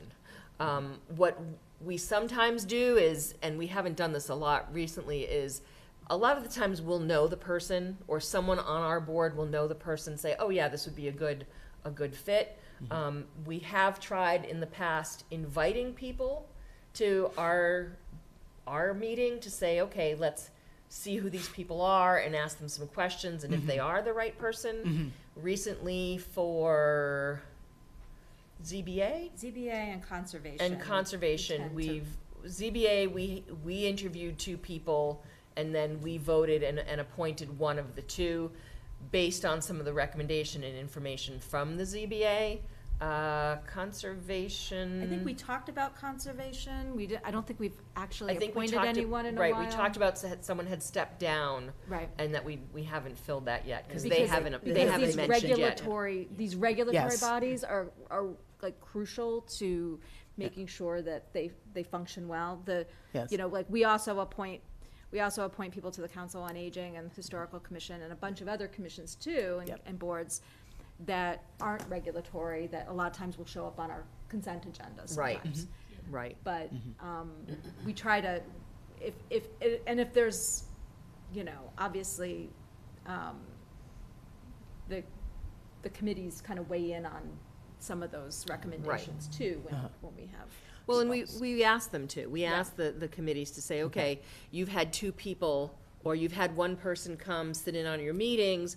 Do you feel they're a good fit for your board? And they'll let us know that. And then if there's only one person and someone here knows the name, we're like, oh yeah, that makes sense. And we'll put that in a consent agenda and say, okay, appoint that.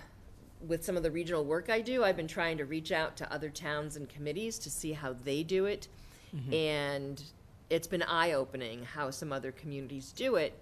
But they went through a whole process in how they actually have specific bylaws and rules as to how they appoint people. And so again, not something we can do for August, I don't think, this year, but certainly as we're going through this process, start talking about it and maybe put something different in place moving forward, because I think. That could be an item for So- our retreat. Yeah. Yeah. So. So just to be clear, so thank you for explaining the process, because you're maybe there welcome. are some folks that are Yeah. at home that don't, know how do all these boards Right. and How do they commissions, appoint like, all how these? Where do they come from? Where are they coming from? Yeah, so just to be clear, so the concern is the way we're doing it, that there isn't the opportunity for more folks to participate? new Is blood, that, okay, for new that's- people to sort that's of the step up issue. and participate. And so we're looking for different ways to make sure that we can open Correct. that up. Okay, great. Correct. Yeah. If I may. Yeah, go ahead, Joe. Just for an example, we just did it with the Affordable Housing Trust. We had a vacancy. Gentleman saw there was a vacancy, applied, filled out a talent bank form, Mr. Phipps, and came to a couple of our meetings. And his background is exactly what we were looking for, because he has a lot of experience with housing and mass housing and a lot of the technical things that need to be done. And he was a great fit, we all thought, and then we made the recommendation to the board, and then they appointed him to the committee, so it worked out well. So in those kind of situations, it's working. I think where some of us have had some frustration is not getting new blood, and not and having certain boards and committees that have had the same people, which there's benefit to that, but as we've seen here on the select board, there's also benefit to having new people come in Yes. to sort of look at things in a different way and have different input. Yeah. And for me, that's one of the things that I'd like us to work on. But again, it's June, people go away for the summer. I think my recommendation is we keep the process that we currently have, and to your point, Brandy, we keep doing this. Yeah. But I think unless people have other suggestions that we think we can implement quickly, Yeah.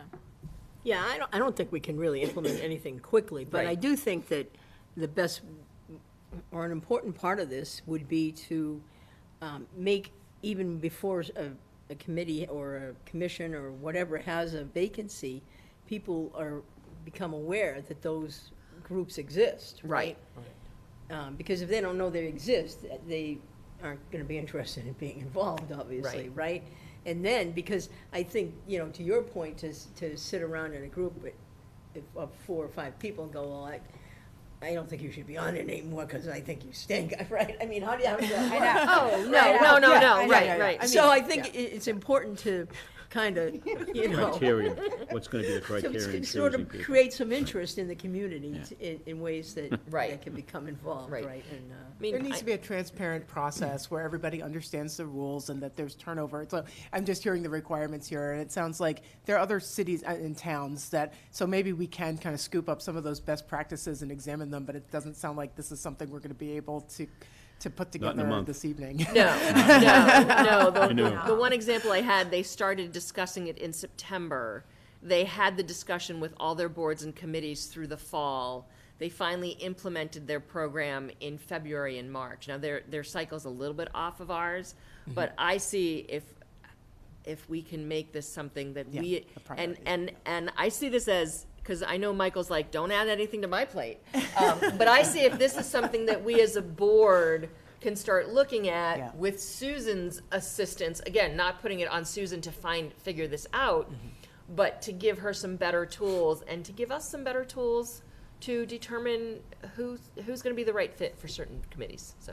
Yeah, and I'm looking at like this list, and, you know, Open Space and Rec has 2 vacancies. Correct. Which Right. I was like, wow, Yeah. Open Space and Rec has 2 vacancies. Yeah. Yeah. I'm surprised they haven't like tried to put a call out for people to And, yeah. apply and want, you That's know, the thing, because yeah. Open Space and Rec, they have what, nine people? They're a 9-member. 9? Yeah. No, didn't we drop them down think to it got 7? down to We 7, dropped yeah. them Did it back get down down to to 7, which seems odd. 1, 2, 3, 4, 5, 6. That 6 of their people are up. But maybe that's just the vacancies. The other thing I would recommend we do, and we sometimes talk about this, is during every meeting that we have vacancies, is just just like we have some of these other reminders, right? We have the 2 reminders later on about sort of looking for someone for the naming of the public safety building and the historic district study committee. Maybe we start making sure when we do these reminders that we put reminders on for the vacancies that each committee has. Yeah. And put it out there. Or, On the website, too. every once in a while, It is like on it the goes website. into Michael's newsletter that we have Right, vacancies in that these- too. on these committees. Yeah, that would be a good idea in because- the It's not that it's not transparent. People just need to know where to look for the Yeah. Right, list. right. It's And Well- maybe just that Right. type of a reminder may be Michael, I think helpful. you should start making TikToks and videos.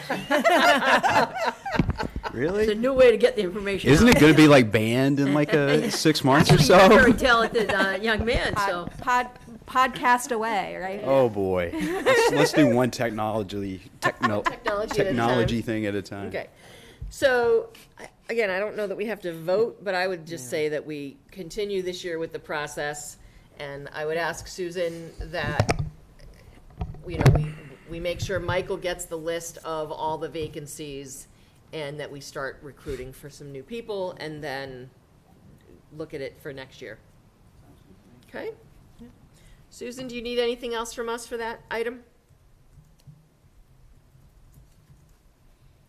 No, I'm good, but Okay. one thing I am gonna do is, I'm also gonna add to the list what the average number of meetings are that they have had since January, just to give you an idea of what the workload is for each group. Oh, that's a great idea. Yep, Great. Okay. that's awesome. Thank you. Okay. Yeah, Yeah. that's big. Moving on. So Michael, you already started this, the update on the mass housing letter in regards to Mark's comments, but was there anything else you wanted to add to that? Yeah, so, I mean, we had just talked about the, the process so far with it being at mass housing and being at what we'll call the site eligibility phase, and just, to answer or get to some of Mark's questions. Let's just say that mass housing does say, okay, this project does warrant a project eligibility letter, and it gets that letter, and so they do subsequently apply, for a comprehensive permit. So then that would go to the Zoning Board of Appeals. Okay.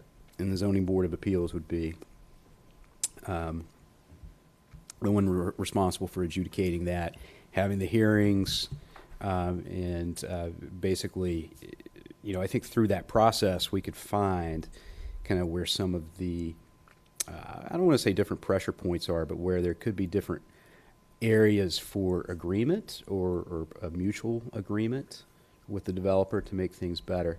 I think one of the things, we spent a lot of time on this comment letter, which was good. I think it was a good exercise, and I think it's a strong letter. But I think some of the, some of the things that, you spent some time doing was also prioritizing the issues. And I think that is going to come in handy as, we go through this process in terms of what's most important and what's not important. And then some things that I think are a little bit more subjective in nature. So let's just say some of the design elements, right? I mean, the good news is that as a community, we have gone through the process of implementing this form-based code and, that have basically articulated, okay, these are the design and architectural criteria and elements that we like to see in our buildings. And that's laid out both visually and verbally and graphically.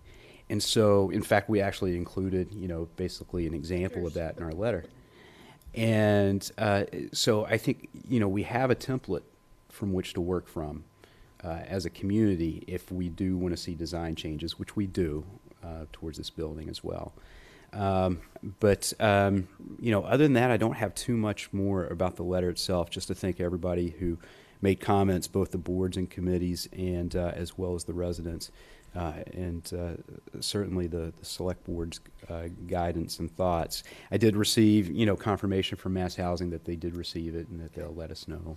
So now that we made the know that decision. they've received it and reviewed it, we will put the whole packet up on the website of the town website so people can go and look at everything that you submitted. So yes, I did ask for that to be posted today. Okay. Up where all the other information is. Okay. So people should have access to that. Great. Any questions or comments on that letter? I think we did a lot of work on it. A lot of work. Yeah, Okay. no, it was good. It was Thanks. very good. I thought we put together a good argument, and yeah, we'll see how it goes. On to the next. On to the next on to the one. next. I was just scrolling through my packet, and I just want to go back for one thing. It says on here that we need to thank the Public Safety Building Committee. I'd like to invite the whole committee in and do our thanks publicly, maybe at our next meeting. I think they did a lot of work, and I think it would be good to acknowledge everybody who was on it. So, Joe, what do you think? I think it's a bad idea. Okay. but I just quickly, now that the land acquisition will be completed by next week, and we're looking to do a design parking lot for that specific area there. I was wondering if the Public Safety Building Committee, the members themselves be part of that process, where they were originally involved in the parking design originally. Your thoughts? So continue the committee Until the parking to be design. part of the parking design? I don't know. What's, I mean, I think we certainly can. I'm trying to kind of think of the elements that would be. Why don't you think it through? I don't think we have to Yeah. make a decision No. tonight, but let's, think that through and decide. Okay, For sure. Thanks. yep. Okay, So I did notice, just back to onto the next thing, that Yep. the Oasis at Ashland, the one across from the high school, is up Yep. on the website for public comment. So, Yep. Yeah. and so we're putting together the comments letter at the end of this month. I know we had talked about that when Mark was up there, but Yeah. Yep. we should probably just mention that too. Yeah. June 27th, I believe, is when our comment letters due. One quick thing with respect to that, because we're all talking about, it's across from the high school, and that's East Union Street, but the actual entry area is gonna be off of Waverly Street. So we may wanna consider calling that area, Waverly Street and not East Union Street, because there won't be any access from East Union Street into that location. So that may confuse some people. Just a thought.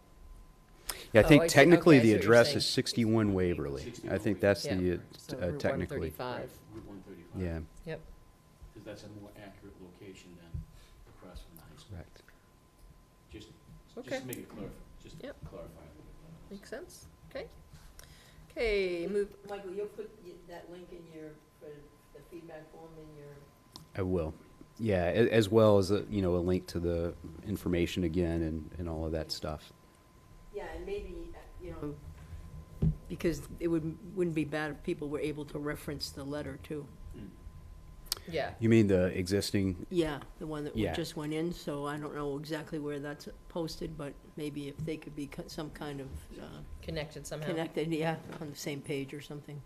Yeah, it should be. It's So called if you go, 40B projects or something, right? well, actually, yeah, if you go to the planning section of the website, Yep. and there's a section that says current and past cases before the planning and zoning board. If you go to the bottom of that page, I think it's titled potential developments in front of the zoning board, because technically we don't have, an application yet, and both of those projects should be there, Claudia. Yeah, so I'll tell you, it's all kind of buried, right? So right Okay. now, the way it's set up, on the homepage, right, there's a planning tab, right? Or Right. not tab, but okay, and that takes you to the form that Susan created and has posted. But from there, there's no connection even to, like, there's not even over here on the menu on the side here, there's no connection to the planning board, so, or to current projects. So, I don't know, maybe is it worth it just to make a separate page and call it 40B projects and have everything right there? Yeah, and have everything, so like the news flash section at the bottom, have it point towards that. Yeah, we could certainly do that, I think. Because I think if you click that right now, it'll take you just to the mill. The mill one, is that what you're seeing? This one right here takes me to the form. It should have the documents also at the bottom. Yes, I'm sorry. Yeah. That wasn't like that Claudia? earlier today, so, yeah. Sorry, it takes you to all the documents, but it's not connected to the other 40B. Gotcha. Right, I'm just I saying. see what you're it saying. Might be, they all. So it might be like good to have everything on kind of like one So place. what I'd recommend, if you guys have suggestions on that, put them in writing to Michael and Susan so that they have the suggestions as to what you want to, what you think would make sense in regards to having it accessible to the public in an easier way. Okay. So, I'm working on that, yeah, Okay. for sure. Moving on, farmer's market requests. So the farmer's market has reached out regarding the select board and town manager participating on Saturday and on June 22nd, and I have responded that I'll participate for both of those. with I'm you. actually doing the area one, so the one on the 22nd area had reached out to me a couple months ago to do the Juneteenth one. So As part of area, or, as select board representative for, oh, because Steve reached out to I don't us, think, and I don't think Steve, and I was gonna reply to him, and then I saw it on our agenda, so I was like, oh, I'll just wait till we talk about it, but area, Maggie Masoki had reached out to me a couple months ago on it, Okay, so. Doesn't mean we can't be there. Oh, you can all, well, yeah, no, yeah. we can be there, I just, okay. So, I wish you had chatted with people, that's all, before you replied, that's all. well, we all represent the select board in different I- capacities. We so, do, but, okay. So, but I don't think Steve knew that, that Maggie had reached out to me when he Right, sent that's out why the I'm saying it email. would have Yeah. been, I wish you had let us know that you had been reached out to be the select board representative. Because I also reached back out to Steve to say I would be the select board representative, so that's all. We could have two, right? I was just gonna say, if we're there and someone wants to speak, we have designated people and then somebody else. Well, I know a lot of times they have these things scheduled and planned, and I think it's pretty tight, it's there's a lot of pretty- things going yeah. on, so. So, Okay. but we'll figure that out, yeah. I planned my travels around it. Good old arm wrestle. No. Okay, moving on, farmer's market. So I know you chatted with Jean, I also chatted with Jean. Yeah. We try to have select board office hours at the farmer's market, either 1 or 2 days. I think she said she's giving you 2 days. Yep, I have dates, so the, because we were also looking to do comprehensive for the plan. comprehensive plan. Yeah, so we got all sorts of dates. So the dates that she was able to give us were the 22nd, so June 22nd and September 7th. And if we wanted to do July, August, we could probably work to get a second tent at, the second community tent at the farmer's market. September 7th. Yep. So, Okay, I know I can do the 22nd. Not sure about the 7th. I'm available for Okay. either one. Okay. Okay.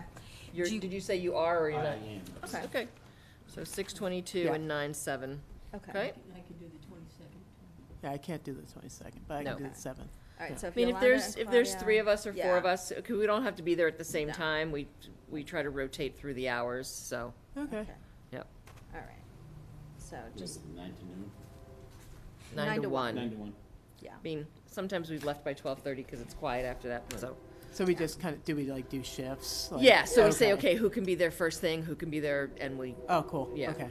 So So- basically, it's a good way, we found like last year, we did them once a month, and it was a really good way for people Right. to come and chat with us. Yeah. Right. Because people go to the farmer's market. Yeah, Yeah. and people want to Yeah. stop and chat. And I've seen Yeah. you all out there. Yeah. I mean, okay, so I- 6:22 and 9 to 7, 9 to 1. Brandy, if you want to maybe send something out so we can like fill in slots so that we have it planned, that'd be great. Yeah. Okay. Next reminder, Ashland High School graduation is Friday the 7th in the evening. If you are planning on going, please let them know, because they do save us seats in the front. So if you'd like to go, it's pretty cool to be there as a select board member. So if you're interested, please let them know, and if you want, you can do it through Susan. And I know Joe and Claudia will be representing us at Class Day, Friday during the day. Yep. Great. Okay. And we'll announce our select board scholarship winners at our next meeting. We'd like to do it after we've done it at graduation rather than before. Okay. Next 2 reminders, the board is seeking a resident to serve on the Naming at the Public Safety Building Committee. Interested parties should complete a talent bank form, and I know we've seen at least 1 or 2 already for that. And then the other reminder is the board is seeking residents to serve on the Historic District Study Committee. Interested parties should complete a talent bank form for that as well. And then our next reminder is that free COVID tests are still available at Town Hall. We have our consent agenda. If I can get a motion to approve the consent agenda as presented. Just had a question. Sure. What does designating somebody a special municipal employee do? Michael? They get a prize. That's what I was afraid of, yeah. No. So it actually means that they can work multiple jobs within like different communities in a different town. So Tom Curran, who is our food inspector, although when you designate a position as a special municipal employee, you designate the position. So he also does food inspections for other communities as well. So this allows him to keep working for us. Okay. Do I have a motion? Second. I need a motion Oh, first. I'll, Motion it, okay? Yep. I'll second that. Perfect. So Joe has made it, Brandy has second. All those in favor of the consent agenda? Aye. Okay, that carries 5-0. Thank you very much. Okay, moving on, town manager report, project updates. All right, so pressure's on me. I can feel it. Feel it. So just with priority projects updates, we'll start with downtown. So we had a good meeting yesterday to talk about putting out the bid documents for the building connections. What we have found is that we do have a little bit of a hurdle that's out of our control that we need to overcome, and that's namely the fact that Eversource is still waiting on 2 transformers that they need to complete their project to make it work. So there's a total of 12 in the project, and so we've got 10. And so they need 2 more. And so apparently they were having a really hard time getting them from overseas. So, But that's to get their transformers, is there a reason we have to wait to send out the RFP? well, because each of them ties in to, well, they don't all tie into the transformer, but like if they're in a specific section of town, it does impact like that section of town what the building connections look like. Because okay, so we're waiting to send the RFP until we know we can actually do the connections, or? No, Oh, okay. we can still move forward with that, but it is going to limit our ability to actually make the connections. Okay. So moving forward, but we can go ahead and do the work and get all the wiring and stuff in place. So 126, so they have done some paving.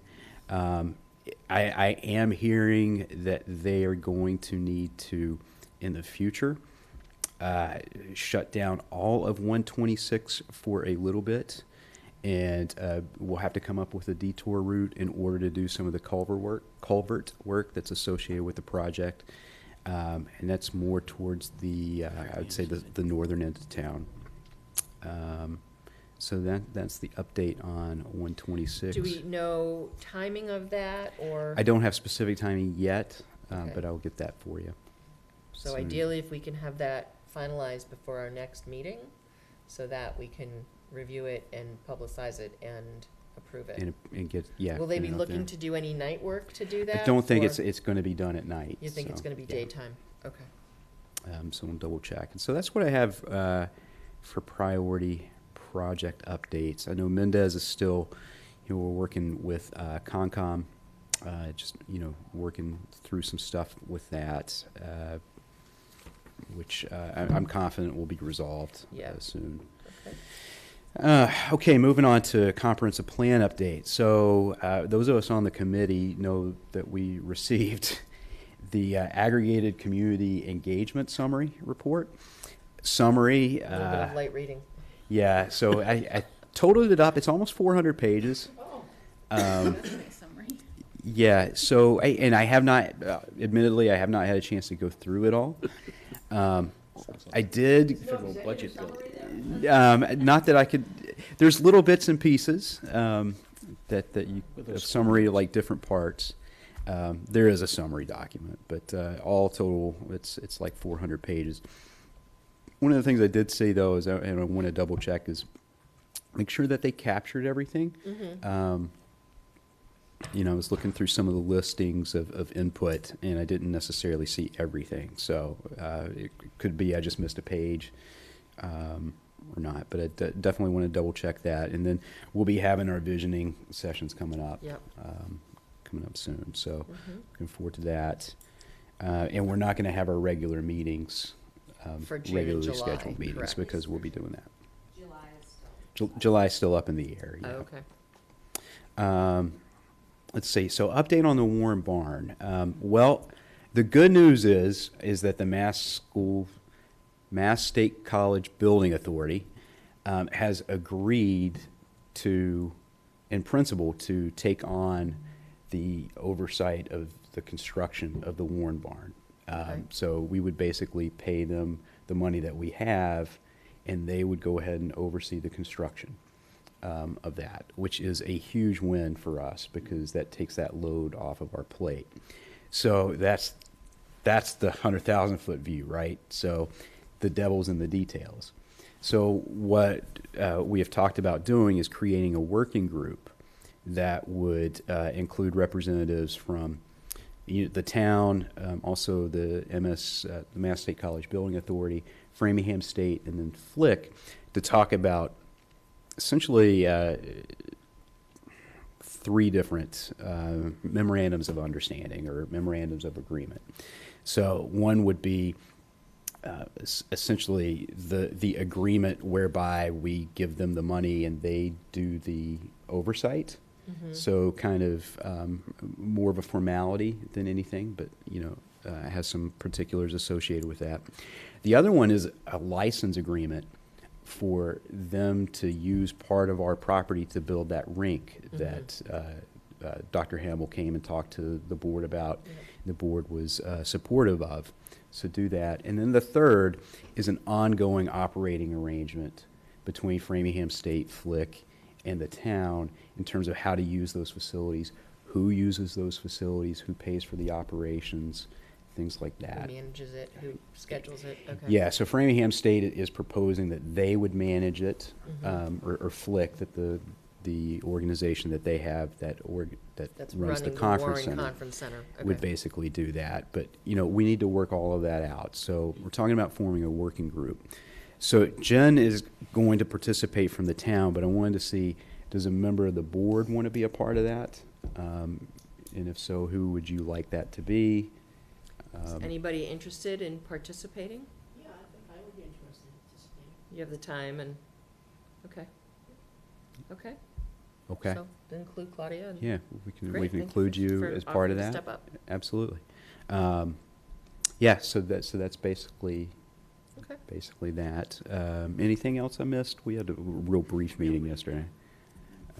Okay. I do have one question with respect to that. I know it's very preliminary, but would Ashland residents or any group within the town have first priority in using that facility? That's all part of what this Is- agreement that would look the like. agreement will be, right? Yeah. As long as that wording is in there, so that Yeah. way, because the taxpayer's ultimately paying for that, so. Yeah, so that, Just want to make sure that's, those are types of In the there. details and, Yeah. and the operating requirements that, Okay. that would be worked out through that MOA. thank you. So it'd be good. So next that I have on the agenda is just an update on the staffing study that we're doing. And so just to remind everybody, we're doing this in 2 phases. So the first phase, the one that we're conducting right now, is our non-public safety departments. Phase 2 will be our public safety departments. And really, it's looking at our staffing and our staffing levels vis-a-vis basically our activity levels and what we're expecting from our community and our employees, and also like compared to other communities. So if you have a baseline of service, you know, what do other communities, you know, what does their staffing look like in terms of numbers and structures, in addition to, well, in comparison to us. So I'm excited about this. I don't know if excited is the right word. It could be depressing. But I think this is going to give us some real objective data about some of the things that we've talked about in terms of our workload and what we're trying to accomplish. So the current phase that we're in right now, the process is, so they're in the middle, Collins Center, the Edward Collins Center, who's working on this with us, is actually, they're conducting interviews with their department heads and different staff. So that's the first part. So we're doing that. Great. Jen, anything you wanted to add in relation to that? Does this have anything to do with the accreditation aspect? Could that be part of that? It could be part of it, Joe. It could be part of it. But But accreditation would be at the public safety level, right? Or is also town accreditation? I was assuming you were talking about Oh, okay. APD, Joe. Oh, okay, yeah. Yeah, it could definitely, factor into that It seems like potentially. it's lending into what they were trying to do Right, a few years ago. correct. Oh, and that's still very much a goal. Okay. Yeah. Still very much a goal. Okay.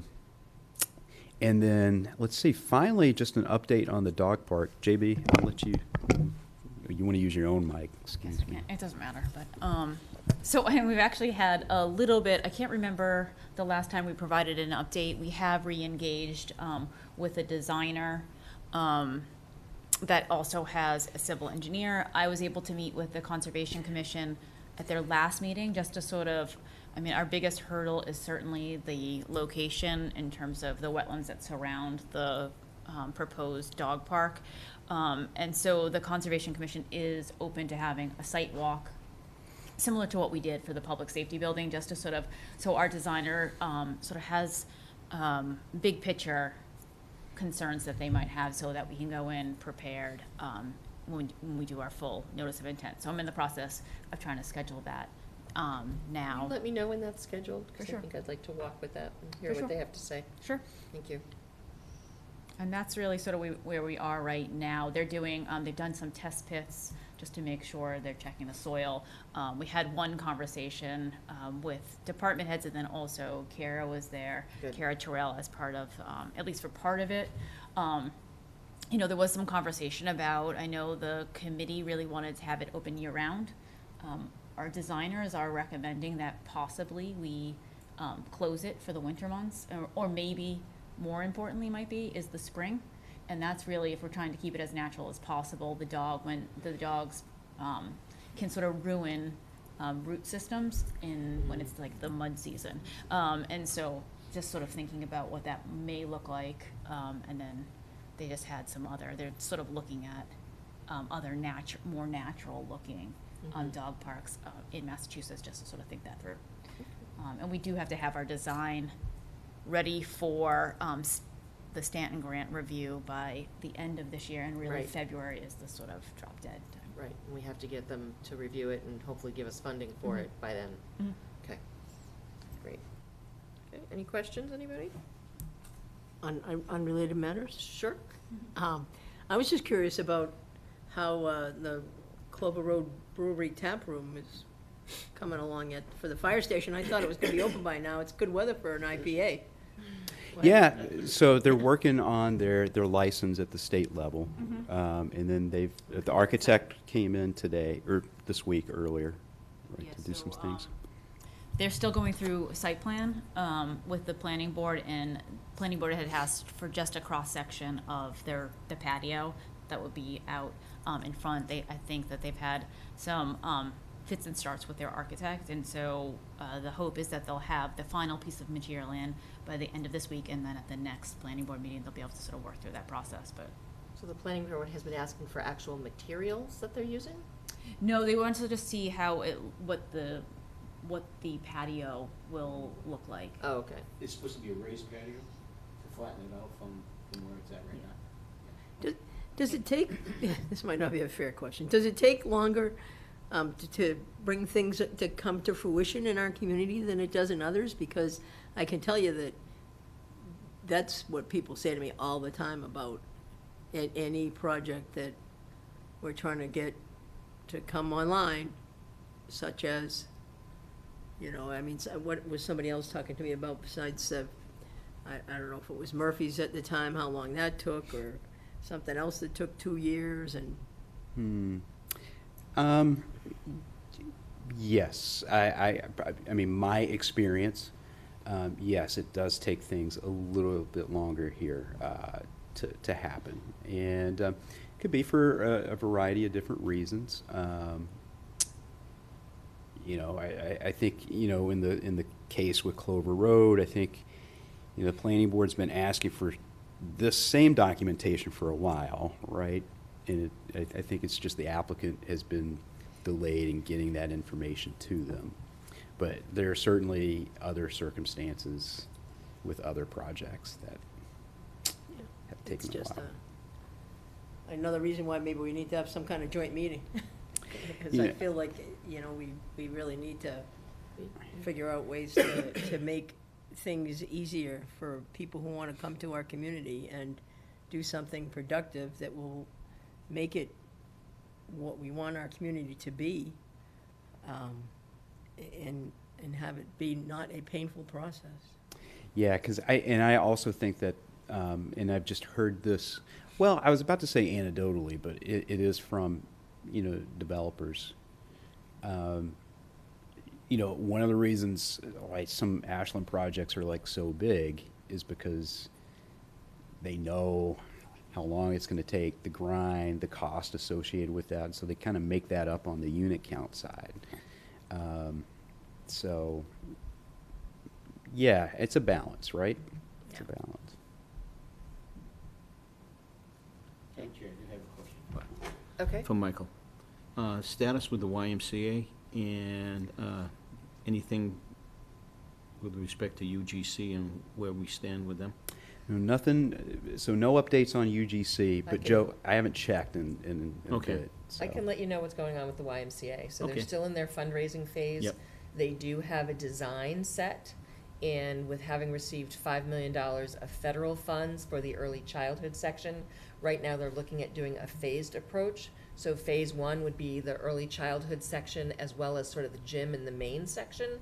And then phase two would be the pool and the aquatic center. Okay. The idea is that should their funding change and they get all the funding that they need, that they would start on phase one and immediately go to phase Phase two. two, but it will depend on the funding. Gotcha. But they do have a group in place to sort of start reviewing and creating some of these designs. And I believe right now, shovel in the ground is sometime in 2025. Okay, that's good And news. if is Enzo's firm the Yes, project so manager? I don't know how many of you remember Enzo Scalera. Yeah. Used to be in town, now lives in Hopkinton, but he has his company is the firm that's been brought on to do some of this engineering and design work and nice. working in regards to moving His the company in project town. forward. So And his company he's is now located- here in town Yep. too. So- He works out of Nick O'Hara's place on Yeah. Ponderosa there. Yeah. Yep. Anything Very good. else?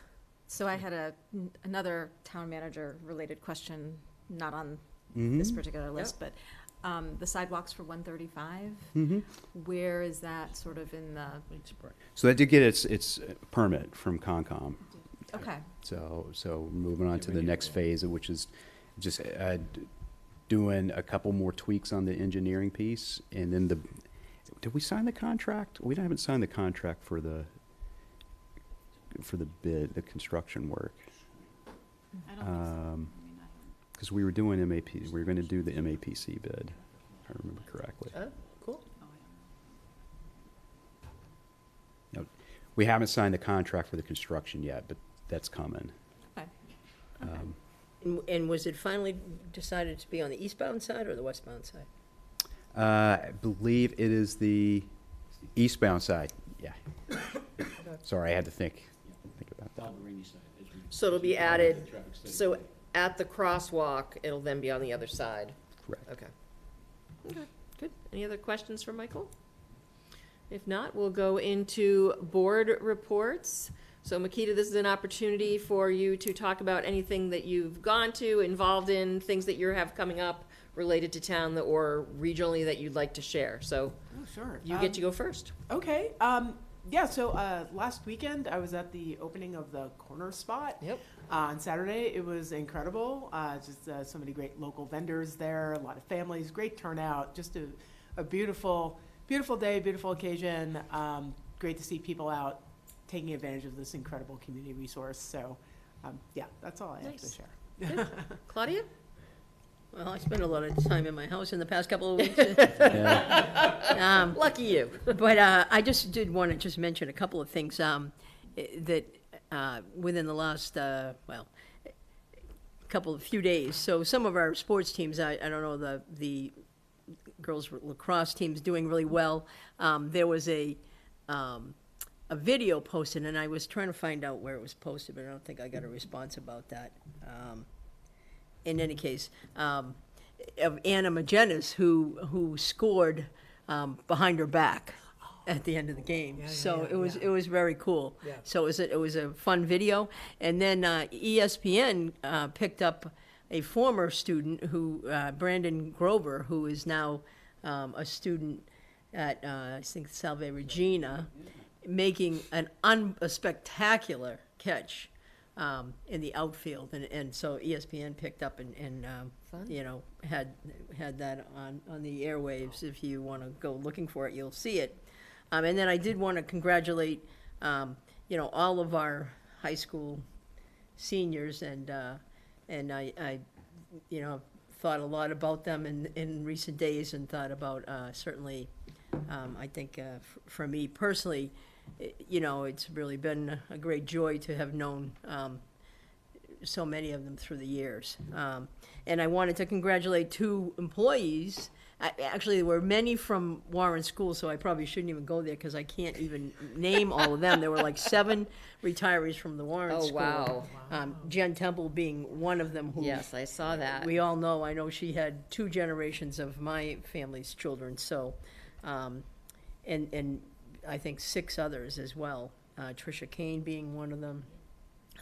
So I like, and then at the Mendez School, Carrie Underwood, who has 30+ years with the district, Wow. and Rose Deliego, who who served as the gatekeeper at the Mendez School for many years in many ways. So, congratulations to all of them as well. So.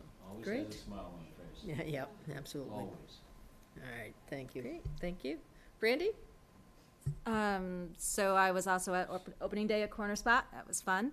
And then talking about our graduating seniors, Michael, Yolanda, and I were at the Reality Fair on Friday, and that is like one of my favorite things. Although I came home and I didn't want to talk to anybody for a while because all you do is talk for like 6 hours. All you do is talk, but it's a great way for kids to kind of have a good understanding of what real life is, after they graduate high school, what rents cost, what cars cost, what insurance costs, what a dog costs, cell phones, like all the stuff that their parents have just provided for them for so many years. They realize that they have to learn how to, it's totally life skills. So in this particular graduating class, I'll echo what Claudia said, is really special to me because my son is a year younger, so many of those kids are I've known since they were like 2-3 years old. And so, I join Claudia in saying, you know, congratulations to the class of 2024. I will also be at graduation, cheering for all of them in the front row. So I'm excited to do that. So that's it for me. Okay. Joe? Thank you, Yolanda. Claudia and I will have the honor of representing this board for Class Day, where the scholarships will be handed out. But this is the class that was hit by COVID, and went behind the 8 ball with their education. They were they were freshmen. Well, freshmen. Yeah. But it's your freshman year is always your building blocks for a better education, and so I give them all the credit in the world for doing what they've done and completing all the tasks that they needed to do, even though sometimes it was at home in front of a screen and not socializing and getting all those skills. So they did a yeoman's job, and I wish them all the best in the future. So congratulations to them and to the staff for providing all the needed education that was required. Traffic Study Committee, we're meeting on June 18th. We had to postpone our May meeting because of scheduling issues. Summer Concert Series begins on June 28th, 7 o'clock at the gazebo. We're holding off on announcing this one band that we hope gets to play the first summer concert. They're trying to get their schedule set up, and if they do, it's going to be a pretty good one. So anyway, that's going to happen June 28th and right through to August 22nd, because we know the school's going to start pretty soon after that. So, and then coming back this year, Metro West Best Corn Sales and good. a fundraiser for Ashland Day. So look for the signs. It'll be at Lucky Farms again. Very appreciative of Mr. Patel getting all that for us and allowing us to be there again, and because it's the best corn ever. And that's basically all I have to say. And there was one student that I had heard ran track and went to the nationals. That's it. Yeah. I couldn't remember. And congratulations. Right, no kidding, huh? That's awesome. Totally awesome, and kudos. And I didn't see anything in the papers or anything local about that. So somebody missed something, because that's quite an honor. Yeah, it is, absolutely. It's quite He was an honor. awesome baseball player too, and he because he's just so fast that he Yeah. quit baseball so he could He could- concentrate on right. track, but yeah. Don't be surprised if you cool. don't see him in the Olympics. Right? Seriously. Yeah. I mean, he is fast. Probably Yeah. in 4 years, maybe. Maybe. No, I don't know. He didn't get the speech from his dad. Yeah, I know, and he didn't. Because I coached him, and no, it didn't happen. But congratulations. That's all I have. Good, okay. Couple things from me. So yesterday, I attended MAPC's annual meeting in Boston. We heard from from energy, and some of the new initiatives that they're working on for clean energy and solar. So some things that I may want us to look at to see some of the new programs that they have that could be interesting for us. Opening day of the farmers market is this Saturday. So that starts at 9 a.m. Looking forward to their 13th year. Also, I attended the reality fair on Friday. It was interesting. In the past, I've always been part of the budget department where we sit and go through the budget. And this year, there was a student, Jessica, who graduated in 2018, who created a new booth called Civic Engagement, and basically talking to students about what it means to be involved. We wound up talking to them about getting registered to vote. And while we were standing there, Michael was in the same booth with Jack Lewis, Mariana from Jack's office, and then Jessica, who's from Senator Spilka's office. And we were chatting like, okay, so what can we do while we're here and talk to these students? And we were able to create a QR code, get it printed out, and we probably had 30 students register to vote right then and there. So that was just great to be able to do that, and sort of the 5 of us pull that all together. And we were discussing how can we get them engaged even more next year. So we're contemplating having actual debates. So Jack and I said, oh, we could, debate for 2 minutes and have them their feedback, or see what that's like to hear different sides. So we're always thinking about what happens, what we can do. How we can engage them even more. So yeah, obviously, as with all the booths, sometimes they just step up and make sure they get their signature, but we had a lot of students who were really engaged, telling us what they thought about civic engagement and how they could be involved. So that was really cool. So we talked about opening day. On Friday, June 14th, up in Marlborough, the Metro West Regional Collaborative is having their legislative breakfast. So this is an opportunity, and if you don't have, if you're not on the mailing list, I'll make sure you get invited. It's an opportunity to hear from MAPC. So Lizzie Wyant, one of their assistant executive director, will be there. Leah Robbins, part of their government affairs team, will also be there. And then our local legislators are there to have a discussion and tell us what's going on. So that's happening on Friday, June 14th. Let's see. The other thing, also on June 14th, this is over in Hopkinton, they kick off their Friday night concert series. These are outside. These are also free concerts. It's on a Friday night. And they do an offer, pay what you can kind of thing. But they have some really good bands as well. So that's just another opportunity to see some live music outside. And that is all I have. So, pretty good, Brandy, 8:32. Not bad. Maybe 8:34 in 1 second. If there is anything else. I do. I have one thing I want to say. Okay. I forgot to congratulate you and welcome to the board. And I look forward to working with you. Really do. Thank you.